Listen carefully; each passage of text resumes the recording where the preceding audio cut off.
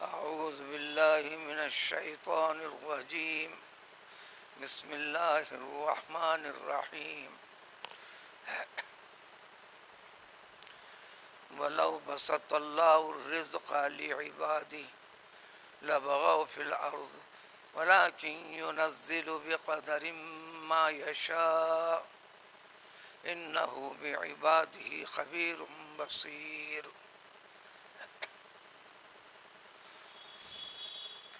ساری مخلوقات کو اللہ تعالیٰ نے پیدا فرمایا، ان کے روزگار کے انتظامات بھی فرمائے۔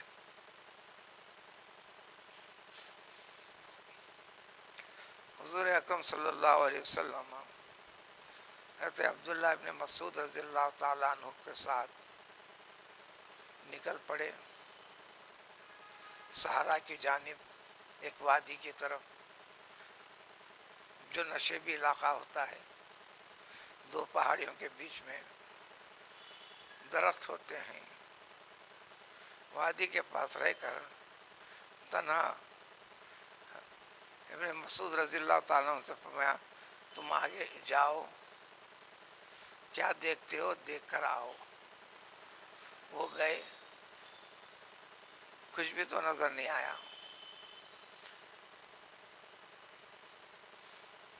حضور صلی اللہ علیہ وسلم نے دریافت کیا تو فرمائے، مجھے کچھ بھی تو نظر نہیں آیا، لیکن البتہ ایک درخت کے اوپر ایک پرندے کو دیکھا، آواز نکالتے ہوئے اپنی چونچ سے درخت کے چھال کو مارتے جا رہا ہے۔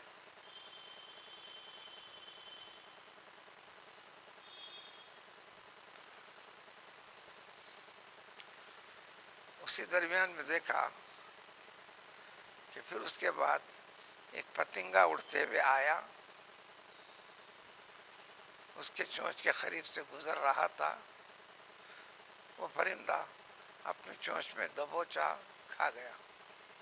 حضور صلی اللہ علیہ وسلم فرمایا، وہ پرندہ جو چیخ رہا تھا وہ اپنے رب سے یہی درخواست التماس کر رہا تھا، تو نے پیدا کیا، تو مجھے بھوکا رکھ دیا ہے، تو رزق کا انتظام کرنے والا تو ہی ہے۔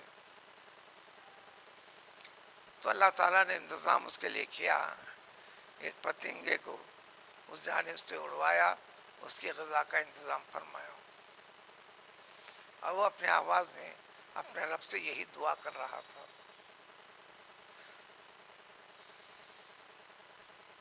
وَمَا مِن دَابَّةٍ فِي الْأَرْضِ إِلَّا عَلَى اللَّهِ رِزْقُهَا۔ زمین پہ حرکت کرنے والے، ان کی حیات کو اللہ تعالیٰ نے روزی کے ساتھ، رزق کے ساتھ ان کی دنیا کی حیات کو جوڑ کر رکھا ہے۔ اللہ کا اعلان ہے کہ اللہ رزق کا ذمہ اپنے اوپر لے رکھا ہے، لیکن رزق کی تقسیم کیسے ہوتی ہے، اس میں بڑی حکمت اور مصلحت ہے۔ آج کی آیت میں اس کا ذکر ہے، اگر اللہ تعالیٰ چاہیں، سارے رزق کے خزانے ان کے پاس، ساری کائنات کے خزانے ان کے پاس، اس میں کمی کا کچھ بھی امکان نہیں، ہر چیز کے پیدا کرنے والے وہ۔ اگر اللہ تبارک تعالیٰ چاہے تو اللہ تعالیٰ اپنے بندوں میں ہر بندے کو روٹی روزگار والا معاملہ بڑا گنجائش کے ساتھ، وسیع خوشحالی فراوانی کے ساتھ کر دے گا، کر سکتا ہے۔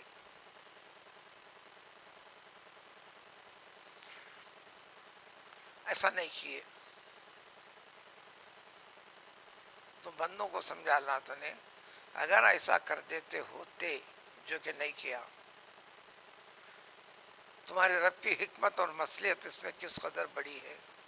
اگر کر دیتے تو ہوتا کیا، ہر انسان اپنی جگہ خود کفیل، بے نیاز، محتاج نہیں، کوئی کسی کی مدد کے لیے آگے نہیں بڑھتا، کوئی ایک انسان دوسرے انسان کا کام کرنے کے لیے تیار ہی نہیں ہوتا۔ اس کو رزق کی ضرورت ہے، رزق والا اسباب کے ساتھ جوڑ کر رکھا اللہ تعالیٰ، اس کے لیے وہ جائے گا، کوئی محنت کرتا ہے، کوئی مزدوری کرتا ہے، کوئی نوکری کرتا ہے، کوئی شب و راز اپنی زندگی کو لگا کر تجارت کرتا، تجارت میں ہزاروں اقسام، محنت مزدوری میں ہزاروں اقسام.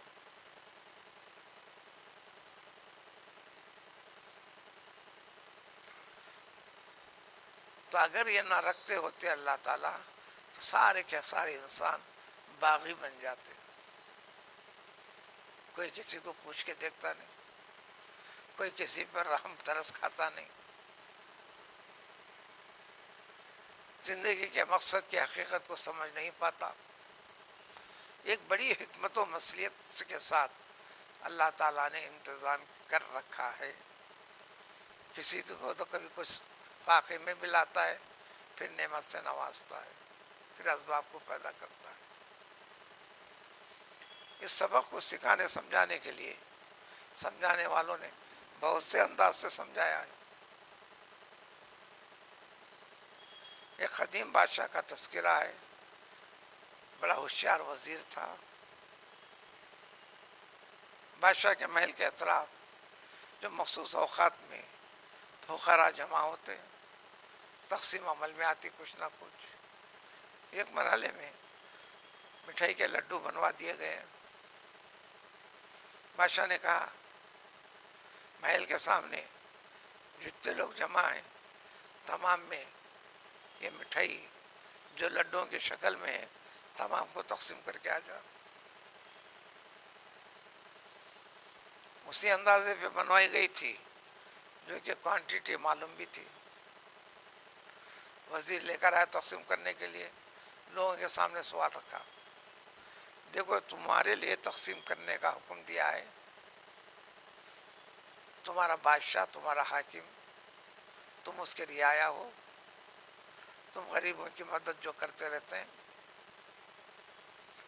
میں تم سے پوچھتا ہوں اے لینے والوں، اب تم بتاؤ میں اللہ تعالیٰ کی تقسیم کروں جیسا اللہ تعالیٰ تقسیم کرتے ہیں بندوں میں، یا بندوں کی تقسیم کروں؟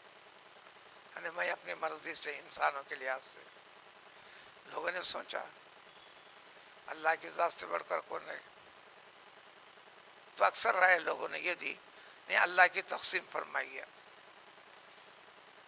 تو اس نے کیا کیا؟ ایک شخص کو ایک لڈو دیا، دوسرے کو ایک دیا، تیسرے کو 2 دیا، چوتھے کو 2 دیا، پھر کسی کو 3 دیا، پھر اس کے بعد کسی کو دیاش نہیں، پھر آگے بڑھ کر کسی کو 2 تھپڑ مارا. انہوں نے کہا کہ یہ کیا ہے؟ اللہ کی تقسیم بولے تو آپ کسی کو محروم کر رہے ہیں، کسی کو سزا دے رہے ہیں، کسی کو مصیبت میں ڈال رہے ہیں. تو اس نے سمجھایا دیکھو اللہ تعالیٰ ایسے کرتے ہیں. دیکھو دنیا میں کس کو کیسا عطا کرتے ہیں. کسی کو دیتے چلے، کسی کو جتنی محنت اتنی نعمت، کسی کو تھوڑی سی محنت پہ خوب، کسی کو سب کچھ کرتے کہ بھی محنت کرنے کے بعد بھی کبھی حاصل ہونے والی چیز سے محروم بھی ہونا پڑتا ہے، کبھی اور مصیبت میں مبتلا ہوتا ہے، کوئی بے چین رہتا ہے. تو اللہ تعالیٰ ایسی تقسیم کرتے ہیں. بندے کی تقسیم اب میں کر کے بتاتا ہوں. جتنے آدمی علی حساب سب کو ایک ایک تو دو گا. کسی کو کم نہیں، کسی کو زیادہ نہیں، برابر برابر. اس نے اس طریقے سے سمجھایا. اللہ تعالیٰ وہی فرماتے ہیں بہت بڑی حکمت اور مصلحت ہے کائنات کے نظام کے سنبھالنے میں.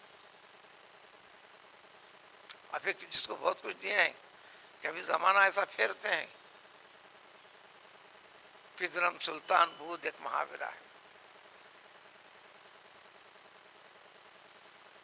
ہمارے بھی باپ دادا بادشاہ تھے، حاکم تھے. کئی مسلمان آج بھی تقریر کرتے ہیں ہم مسلمانوں کی تاریخ جانتے ہو، تمہیں مسلمانوں ہم نے بھی حکمرانی کی ہے، ہم نے کی ہے فلاں کی ہے. تو پھر گئی کیوں حکمرانی؟ حکمرانی کے تقاضے پورے کیوں نہیں کرے؟ شرارت بغاوت کیوں کرے؟ ظلم و زیادتی کیوں کرے؟ عزتوں کو عصمتوں کو لوٹا کئی کو. تو اللہ تعالیٰ کی نعمت کی قدر نہیں کرے. تو یہ جو نظام قدرت کا بنایا ہوا ہے اللہ تعالیٰ فرماتے ہیں یہ عین حکمت و مصلحت کا تقاضا ہے جس کی وجہ سے کرے ہیں. لیکن لہٰذا اس لیے وَلَٰكِن يُنَزِّلُ بِقَدَرٍ مَّا يَشَاءُ، اللہ تعالیٰ اپنی مرضی کے مطابق جس کے لیے جتنی مقدار ہے، جو اللہ تعالیٰ کی ذات خوب جانتی ہے حکمت اور مصلحت، کسی کو کم دے کر اس کی آزمائش ہے، کسی کو زیادہ دے کر آزمائش ہے، کسی کو بغیر محنت کے دے کر آزمائش ہے، کسی کو محنت کر کے بعد آزمائش ہے۔ حضور اکرم صلی اللہ علیہ وسلم فرمایا اللہ تعالیٰ نے رزق کے 20 حصے فرما رکھے ہیں، ایک حصہ یہ نوکری چاکری چاہے بڑی نوکری ہو چھوٹی نوکری ہو، وہ جو تقسیم ہو رہا رزق صرف 20ویں حصے میں سے ایک حصے کی تقسیم ہو رہی ہے، اور رزق کے اسباب کو اللہ تعالیٰ نے 19 حصے تجارت میں رکھے ہیں، کاروبار میں رکھے ہیں، پھر اس میں بڑی آزمائش رکھ دی کہ امانت ہونا، دیانت ہونا، فلاں فلاں۔ اپنے قبیلے کے لوگوں سے خطاب کرتے فرمایا اے قبیلے بنی قریش، اپنے ہاتھوں سے تجارت کو ہرگز جانے نہ دو۔ آج بھی دنیا کے اندر جو زیادہ اس پر فائز ہیں، تجارت کے مختلف انداز ہیں، طریقے ہیں، حقیقت کو جان کے کرتے ہیں۔ اللہ ماشاء اللہ نیک ہیں بندے جو ہوں گے، مگر دن میں چراغ لے کے ڈھونڈے تو ہم کو نہیں دکھ رہے۔ ہمارا اپنا بھی تجربہ ہے، پناہ شہر کے اندر مسلم برادری، کاروبار کے اندر دیانت نہیں ہے، اللہ ماشاء اللہ کون ہے پتہ نہیں، جو ڈھونڈے تو نہیں ملتا۔ جو ایمان والوں کی صفت ہونا ہے، اکثر و بیشتر غیر مسلم بھی تو دکانداری کر رہے ہیں، کچھ دیانت بتا رہے ہیں، کچھ فکس کر کے برابر کر کے کر رہے ہیں، اتنے دھوکے فریب نہیں ہے، جبکہ ایمان کی صفت ہے، مسلمان کی صفت ہے، اسلام کا تقاضا ہے۔ تو ہر شعبے کے اندر خرابی پیدا کرتے چلے، پھر ہاتھ اٹھائیں ظالم لوگ ہم پر مسلط ہیں، ایسا کیوں ہو گئے؟ تو اپنے عمل کے ذریعے سے ہم نے مسلط کر لیا ان کو، جو اللہ تعالیٰ کی حکمت اور مصلحتیں کرتے چلتے ہیں۔ یہ سبق ہے، 10 بار جگہ جگہ سمجھاتا ہے قرآن۔ پھر فرماتے جو اللہ تعالیٰ کہتے ہیں انہو بعبادی، یہ اللہ تعالیٰ کا ان حکمت ہے کہ ہر ایک چیز سے پوری طرح باخبر ہے اللہ تعالیٰ، اس کے دل کے ارادوں کو، کیفیتوں کو، نیتوں کی اچھائی کو، برائی کو، ہر وہ کام جو انسانوں سے جڑ کر روزی آتی ہے، یہ اس شخص کے لیے جو اس میں جڑا رہتا ہے، اس کی نماز اس کے روزے سے زیادہ افضل عبادت اس میں ہے، اس لیے کہ اس کا تعلق اللہ کے مخلوق کے ساتھ جڑا ہوا ہے۔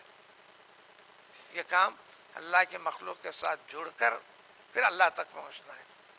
نماز روزہ تو آپ کا ذاتی عمل ہے، آپ کی نماز آپ کے لیے، آپ کی نماز سے دوسرے کو تعلق نہیں۔ آپ کا روزہ آپ کو مبارک، آپ جانے، آپ کا رب جانے وہ کیفیت سے، آپ کے روزے سے مجھے اور آپ کو لینا دینا نہیں، جو رکھا ہے اس کے لیے ہے۔ لیکن اس کے اندر یہ عبادت اللہ کے حکم کو مان کر، طریقے کو جان کر، اللہ کی مخلوق کو نہ دھوکہ ہونا، نہ فریب ہونا،